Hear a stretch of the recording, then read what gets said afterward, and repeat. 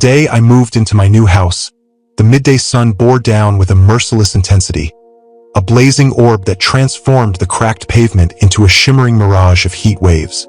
Sweat poured from my brow, a relentless trickle that stung my eyes and blurred my vision as I hauled box after box from the moving truck into the stifling, stale embrace of my new abode. The air inside hung heavy, thick with the musty scent of disuse, each breath a labor as I wrestled with the weight of my possessions. My shirt clung to my back, a damp second skin, and my muscles quivered with exhaustion, fueling vivid fantasies of the ice-cold shower that awaited me. A crystalline promise of relief from the sweltering ordeal. For months, I had anticipated this day, a liberation from years of cramped city living where concrete walls pressed in and the ceaseless hum of traffic invaded every quiet moment. This was my triumph. A spacious two-story Victorian house, nestled on a quiet street at the town's outskirts, its grandeur weathered but still whispering of a bygone elegance. The white paint flaked like shedding skin, revealing gray wood beneath, while the yard sprawled wild with overgrown weeds, their tangled roots a testament to neglect. The realtor had cautioned me about quirks in the wiring and plumbing, relics of its age that flickered and groaned, yet I was ensnared by its charm. The rich, honeyed wood floors gleaming dully under dust, the intricate crown molding curling like delicate lace, and the boundless potential to restore it to its former glory. The price fit my modest budget, a rare stroke of fortune, and though moving day pulsed with excitement, by the fifth hour, my enthusiasm eroded, lifting and carrying hundreds of pounds of belongings. Books, furniture, fragile heirlooms, left every muscle aching with a deep, throbbing ache, my arms and legs protesting with each step. Finally, after what felt like an eternity of grueling labor, I set down the last box with a dramatic sigh of relief, the sound echoing in the empty space. Standing there, I wiped my brow with a trembling hand, taking in my new domain with a mixture of pride and exhaustion. The first floor unfolded before me, a chaotic tapestry of cluttered boxes and furniture stacked haphazardly in each room, a testament to the day's toil and the life I was building. Yet, I gazed past the disarray, my mind's eye painting vivid futures. The living room would become a cozy sanctuary, its bay window framing the wild garden where morning light would dance on the pages of my books. The dining room would resonate with laughter, a grand table laden with feasts as friends gathered, their voices weaving stories into the air. My office, tucked into a corner nook, would glow with sunshine streaming through the window, where I'd sip morning coffee from a chipped mug, the steam curling as I typed amidst the quiet. Before these daydreams could fully take root, curiosity tugged at me, an insistent thread pulling me toward the unknown. I ascended the carpeted stairs, my hand gliding along the polished wood banister, its grain smooth and cool under my fingers, each step a creak of history. At the top, a hallway stretched, its walls adorned with faded wallpaper, leading to 3 bedrooms and a bathroom. I poked my head into each, noting the dusty hardwood floors that sighed underfoot and the outdated light fixtures. Amber glass shades dangling like forgotten chandeliers, their glow dim and uneven. The master bedroom, with its large bay window overlooking the backyard, captivated me despite needing a fresh coat of paint to banish the yellowing walls and new curtains to soften the harsh light. The 2 smaller bedrooms held promise as guest quarters and a yoga art space, their potential shimmering beneath layers of neglect, the air thick with the scent of old wood and time. Completing my circuit, I noticed a narrow door inset between 2 bedrooms, its presence almost clandestine, blending into the wall's shadows. Turning the antique glass doorknob, its cool surface etched with delicate patterns, I discovered steep wooden steps descending into a yawning darkness. An attic, a realm untouched by the day's light. Flipping on my phone's flashlight, its beam cutting through the gloom, I began the ascent, each step groaning and creaking under my weight, a symphony of protest from the aged wood that reverberated through the house. A draft of hot air rushed down, carrying an earthy, dusty smell that coated my lungs and tickled my nose, a whisper of the attic's secrets. At the top, I fumbled along the wall, my fingers brushing cobwebs that clung like ghostly tendrils, until they found a pull chain. Yanking it, I ignited a single bulb dangling from the slanted ceiling, its faint, jaundiced glow casting long shadows across a cramped, sprawling space. The attic unfolded as a labyrinth of ancient furniture, trunks, and enough boxes and clutter to fuel 100 garage sales, their edges softened by decades of dust. I wove carefully through the maze, ducking under low rafters that brushed my hair, taking in the contents with a mix of awe and trepidation. Faded vintage dresses and coats spilled from a worn trunk, their fabrics brittle and fraying, the colors muted to ghostly pastels. An old piano, its ivory keys yellowed and chipped, sat coated in a film of gray dust, its silence a stark contrast to the faint creaks of the house. A rocking chair, missing half its wicker seat, swayed slightly in the draft, its motion unsettling, as if guided by an unseen hand. Stacks of boxes brimmed with moth-eaten books, their pages crumbling, tarnished silverware dulled by time, and yellowed photographs, their edges curling like whispers of forgotten faces. Clearly, the attic hadn't been touched in ages, its stillness a canvas for my new home treasure hunt, each artifact a piece of a puzzle I yearned to solve. I sifted through a box of dog-eared Polaroids, their faded images capturing smiles and scenes from a distant era, when a stray beam of light pierced the gloom, drawing my gaze. Turning, my flashlight illuminated a large metal door inset into the wall at the attic's rear, a monolith of riveted steel cloaked in peeling beige paint that flaked like dry skin. A heavy padlock and thick chain held it tightly closed, their rust-streaked surfaces a testament to years of disuse. My brows knit in confusion. Why was such a formidable barrier stashed away here, hidden among the relics? As I stepped closer, the floorboards creaking beneath me, a taped yellow piece of paper fluttered under the light, its edges curling from age. In sloppy, trembling handwriting, a message scrawled across it. Whatever you do, don't open this door. Under no circumstances. This isn't a joke, John. A chill sliced through me despite the heat, raising goosebumps on my arms and sending a shiver down my spine. Who was John? And why was he so adamant that this mystery remained sealed? His words etched with a desperation that lingered in the air. I tugged on the padlock, the metal chain unyielding, its cold links biting into my fingers, a barrier as resolute as the warning itself. Part of me burned with curiosity, a fire stoked by the unknown, eager to unveil the secret lurking beyond. Yet another part whispered caution, a voice suggesting I might not want to know what horrors the door guarded. Glancing around the dusty attic, as if answers might leap from the clutter, the swaying chair, the silent piano, I felt the note's warning echo in my mind. Don't open the door under any circumstances. Was this a prank? A twisted game to drive the finder mad with uncertainty? Or did it conceal something hazardous? Toxic chemicals seeping into the wood, combustible materials poised to ignite, a danger sealed away for a reason? My mind raced with possibilities, from the mundane to the macabre, until I forced myself to turn and descend the stairs, resisting the wild ideas bubbling within. Yet, I looked back over my shoulder more than once, the mysterious door a specter in my thoughts, its presence a question mark etched into the shadows. Over the next few days, I immersed myself in unpacking, transforming the house into a reflection of my soul. The living room took shape with bookshelves groaning under leather-bound volumes and a worn armchair where I'd lose myself in stories. The dining room filled with a second-hand table, its surface scarred but sturdy, ready for feasts and laughter. My office bloomed with a desk carved from dark oak, sunlight streaming through the window to dance on the pages of my manuscripts. Thoughts of the attic door slipped away, replaced by the rhythm of settling in, the creaks and groans of the house becoming familiar companions.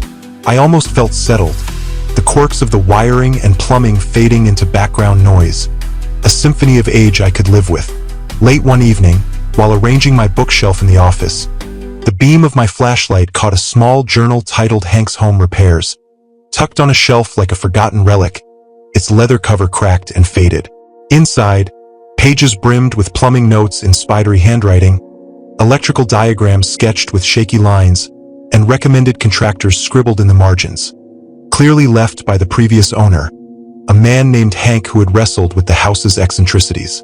As I flipped through, the word attic leapt from a page, my hands trembling as if guided by an unseen force. I read the section aloud, my voice a whisper in the quiet.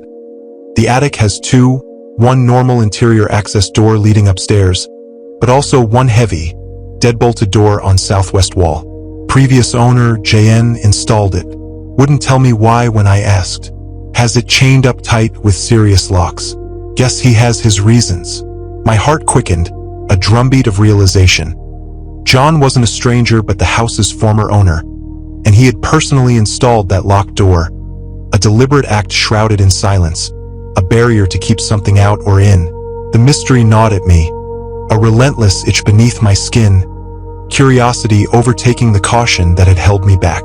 I hated not knowing, the unanswered questions eating at the back of my mind until they dominated my thoughts. A chorus of what-ifs that drowned out reason. Late one night, unable to resist the pull, I crept through the dark house, the floorboards creaking under my weight, flashlight in one hand and a hammer in the other, its cold steel a comfort against my palm. My heart pounded, a frantic rhythm echoing in my ears as I ascended the attic stairs, each step a descent into the unknown. At the rear, the door loomed, its chain and padlock a silent sentinel, unchanged since my first visit. After deep breaths to calm the storm within, I swung the hammer, the metal crunching and twisting under each blow, a violent symphony that shattered the stillness. One by one, the locks popped open, clattering to the floor in a cascade of rust and steel. When the final padlock dropped, the chain loosened with a metallic sigh, and I gripped the icy handle, its chill seeping into my bones.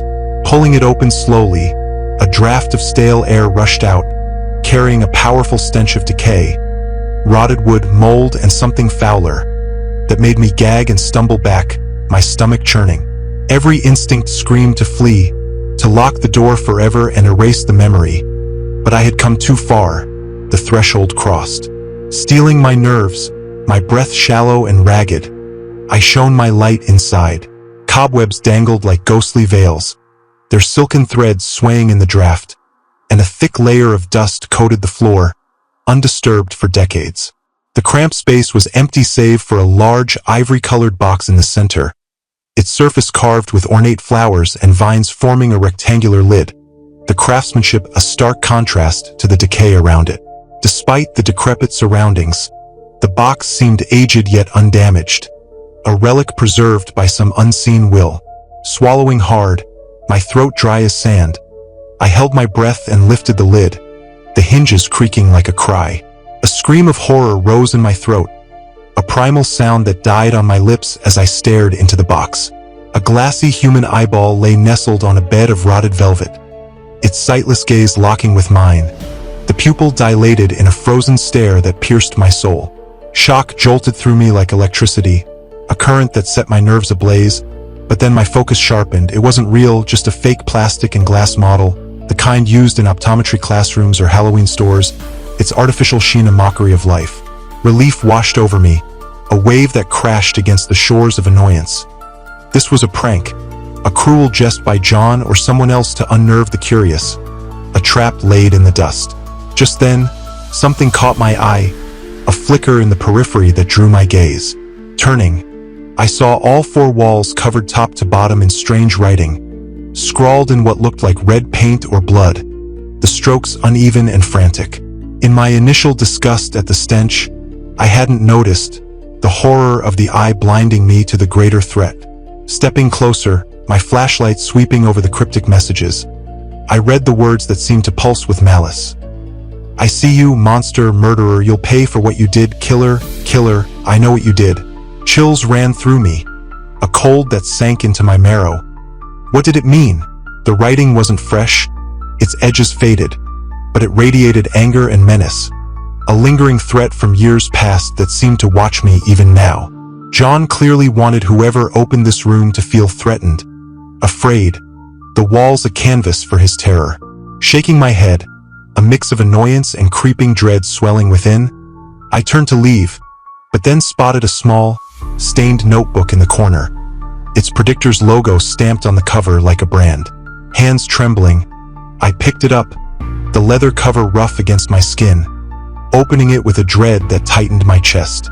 The first pages held alphanumeric sequences and odd symbols, a cryptic code scrawled in hurried ink, as if someone deciphered a secret too dangerous to voice.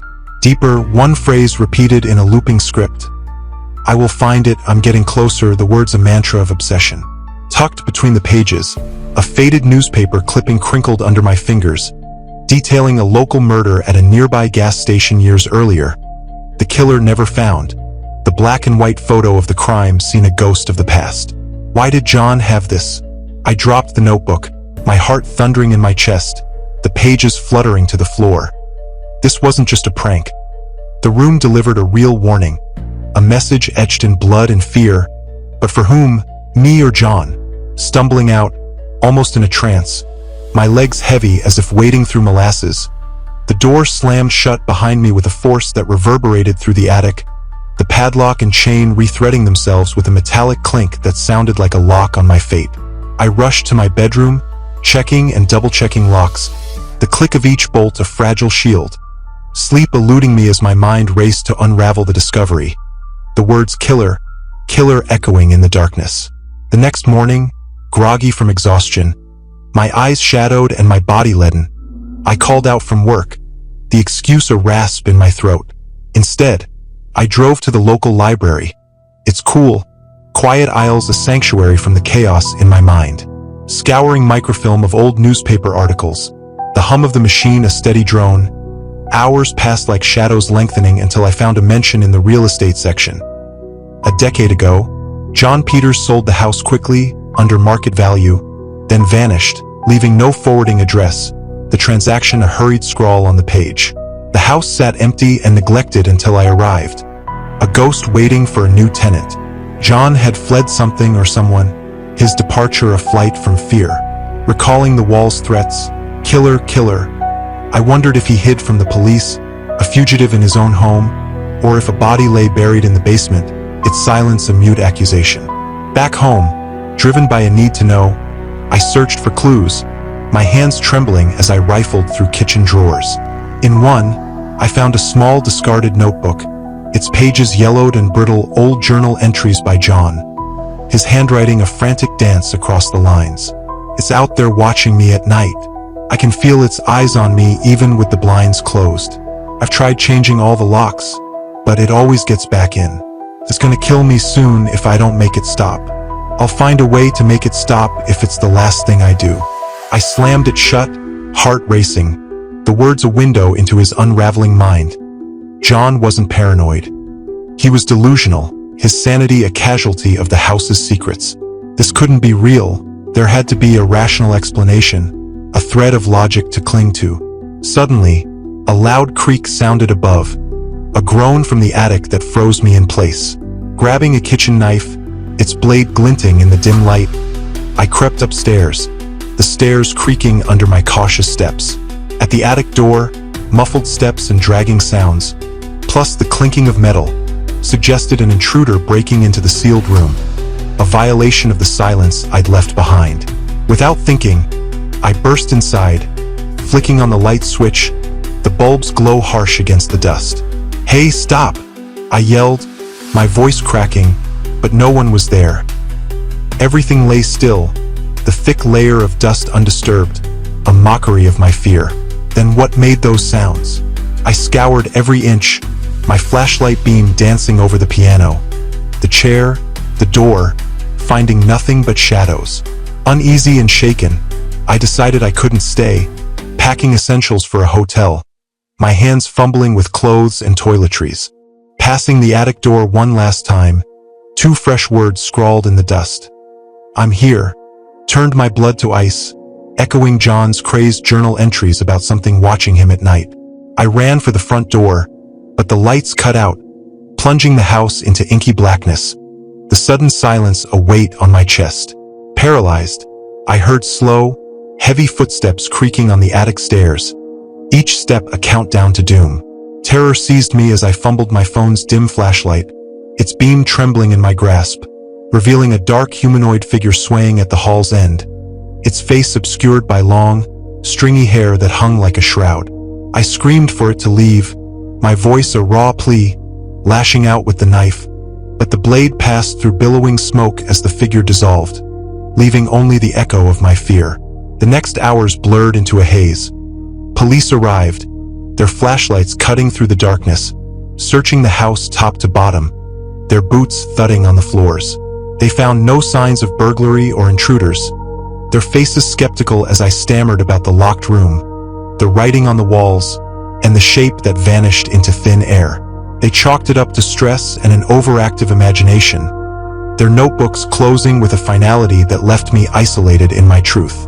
Staying with a friend, the spare room a temporary refuge, I scoured the internet, the glow of the screen a lifeline in the night.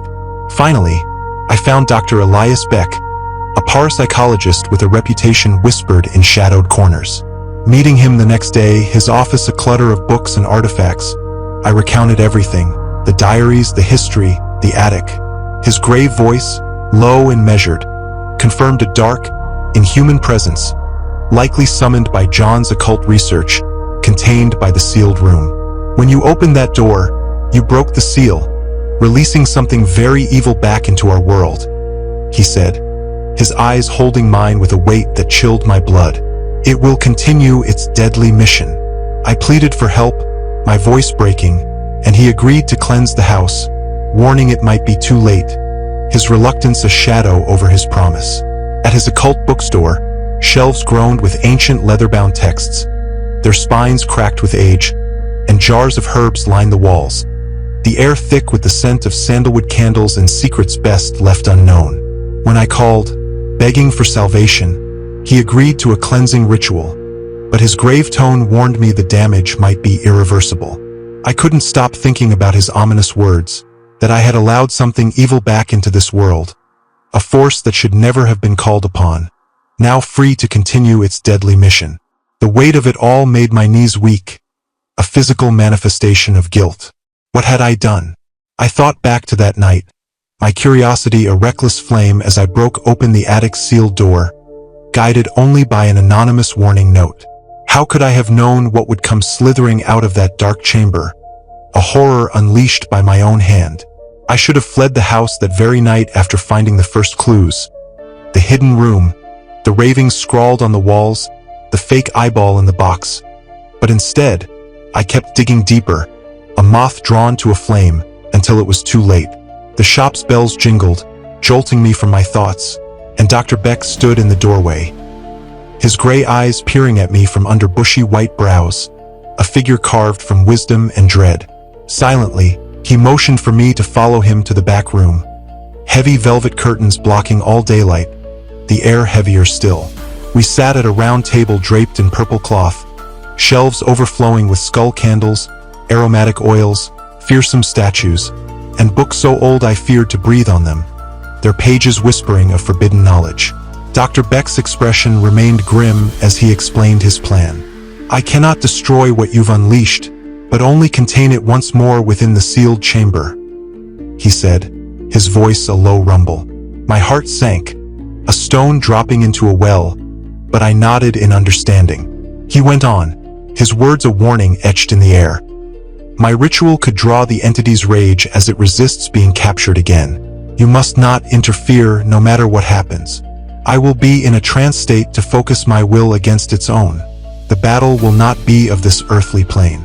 I left the shop feeling the weight of dread pressing down on me, a mantle of fear, but also a faint sense of hope.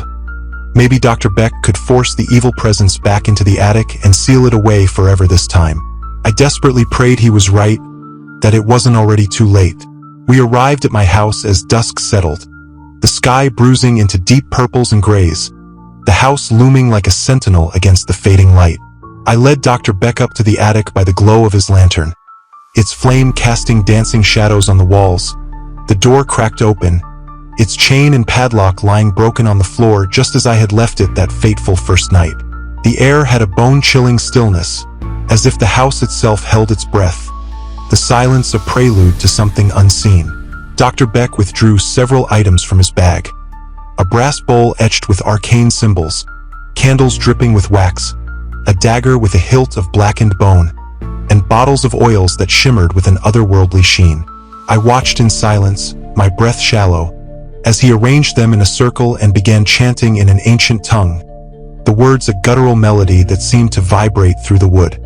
The flames turned from yellow to crimson red as he cut his palm with the dagger, letting blood drip into the bowl, the scarlet liquid pooling like an offering. A harsh wind suddenly whipped through the attic, snuffing out the candles in a single breath, plunging us into darkness. In the void, a viscous shape began to rise from the bowl, forming smoky, writhing tentacles that coiled like serpents, their edges shimmering with malice. Dr. Beck shouted words of power I couldn't understand, his voice a thunderclap against the silence, the shadowy mass writhing in agony before being sucked back down into the brass bowl with a sound like a sigh. Silence fell again, heavy and oppressive, and carefully, Dr. Beck placed the bowl back into his leather bag. "It is done," he said, his voice hoarse. "The etheric seal is remade. The entity is once again bound." I let out a sigh of relief, the tension in my shoulders easing, and we quickly closed the attic door, Dr. Beck muttering prayers under his breath as he relocked the padlock and chain, the metal clinking like a ward against evil. As we turned to leave, a blast of icy wind buffeted us from behind, a frigid assault that stole my breath. The sealed door was now wide open again, its lock broken, the chain dangling uselessly. My blood turned to ice, a frozen river in my veins. "Impossible!" Dr. Beck exclaimed, his voice cracking with disbelief. Out of the darkness, a dense black cloud poured forth, a torrent of shadow rushing down the attic stairs, shattering lanterns with a crash that echoed like thunder, candles blowing out in its wake. "It's too late," he cried, his face pale as moonlight. "It cannot be contained." The house shook on its foundation, the walls trembling as if alive, blinds and curtains slamming shut with a force that sealed us in total darkness, the air thickening with an oppressive weight. Blindly, I reached out, my hands trembling, finding Dr. Beck's hand, his grip a lifeline in the void. Moving as one, we followed the hallway using touch alone, my fingers brushing the rough wallpaper, praying to reach the front door, my heart pounding ferociously in my chest, a drumbeat of terror. A frigid chill closed around us, a shroud of cold that seeped into my bones, and out of the void, I could feel an invisible presence circling closer, hungry and enraged, its touch brushing against me like wisps of cotton, a caress of malice.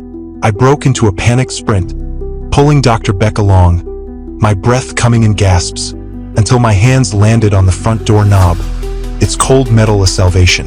We crashed onto the porch and into the night, gulping the fresh air like drowning men, the door slamming shut behind us with a finality that reverberated through the silence.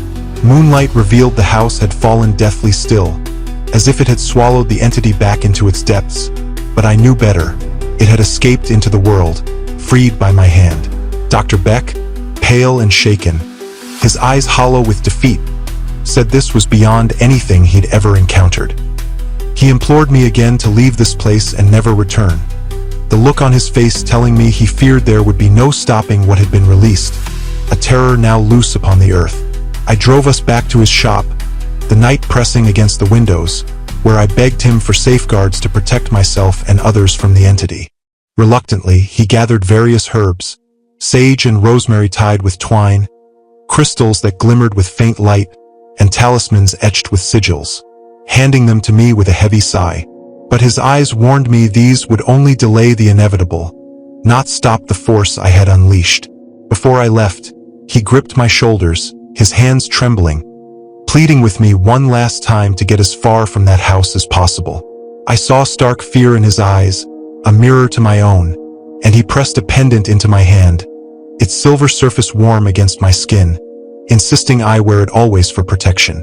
Taking it, I left the shop, his ominous words ringing in my ears like a death knell.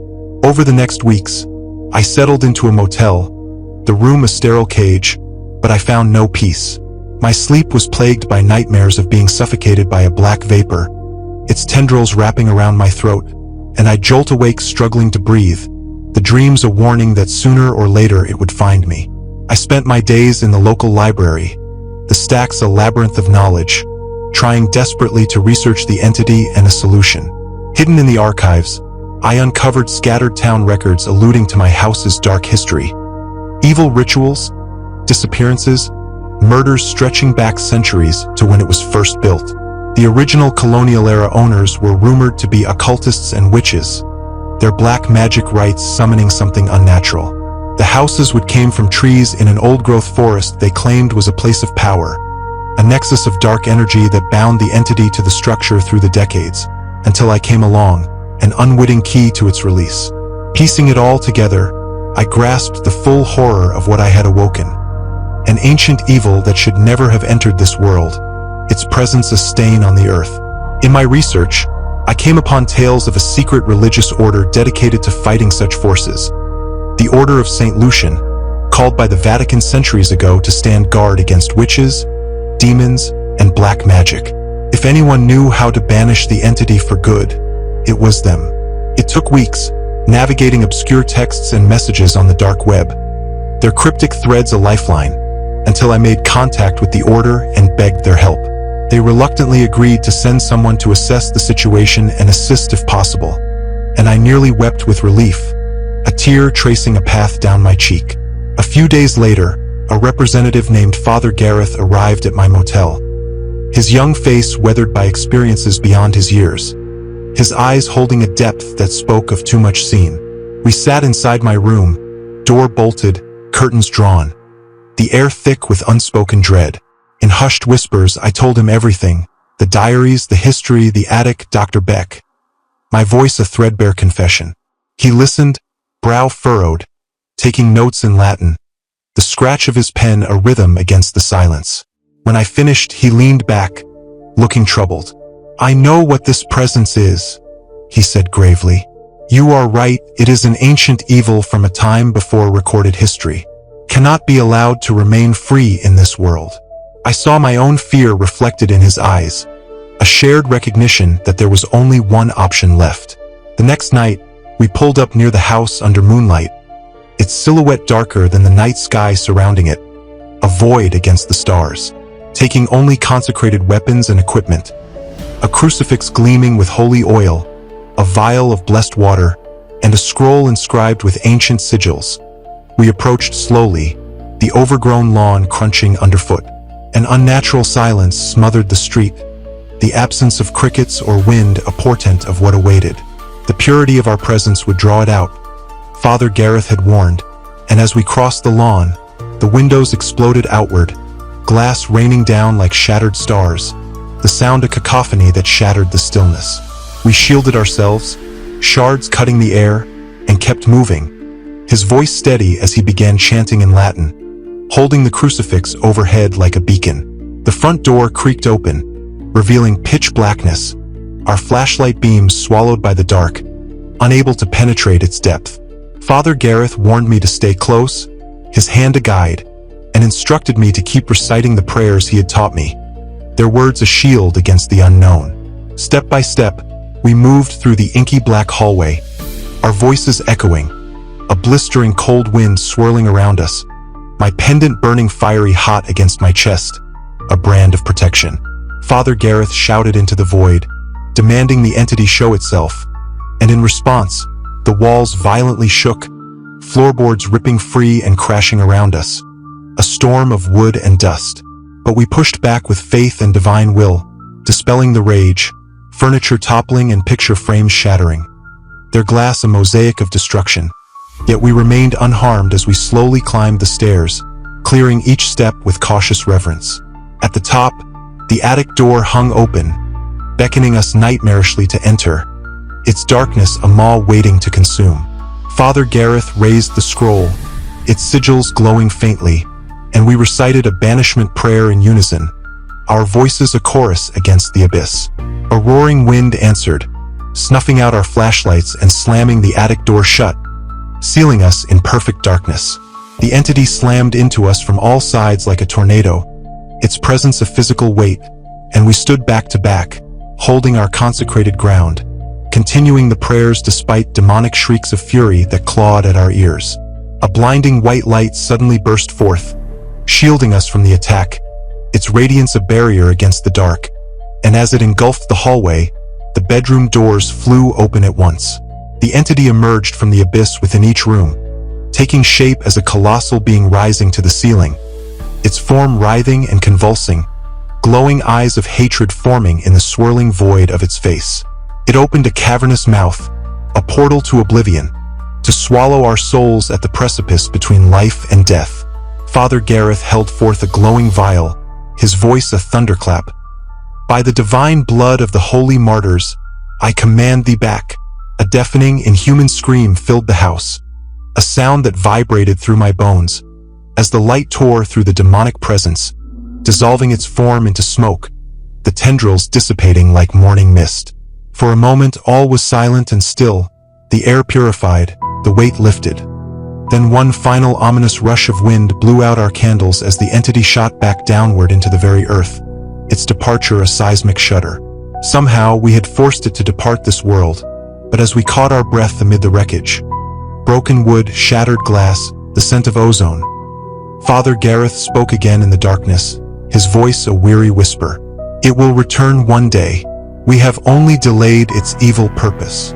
He blessed me, praying the Lord would keep me from a fate sealed to this darkness, his hand trembling as he traced a cross on my forehead. I left town the very next dawn, the house condemned, its windows dark and empty, a sold sign staked in the yard a cruel irony. Looking back from the road, my heart broke for whoever would call this place home next, unaware of its horrors. There was nothing more I could do but pray the evil within stayed buried away from the light. Over the years, I moved frequently, a nomad fleeing my guilt over unleashing a nameless horror into the world, the nightmares never fully ceasing, black vapor suffocating me, its eyes glowing in the dark. I knew we had failed to destroy it completely. Dr. Beck and Father Gareth had both warned me so. It was only a matter of time. Have you ever felt the pull of a forbidden secret? Or wondered if you could face the darkness it unleashes? This tale might be for you if you dare to explore the shadows of the unknown.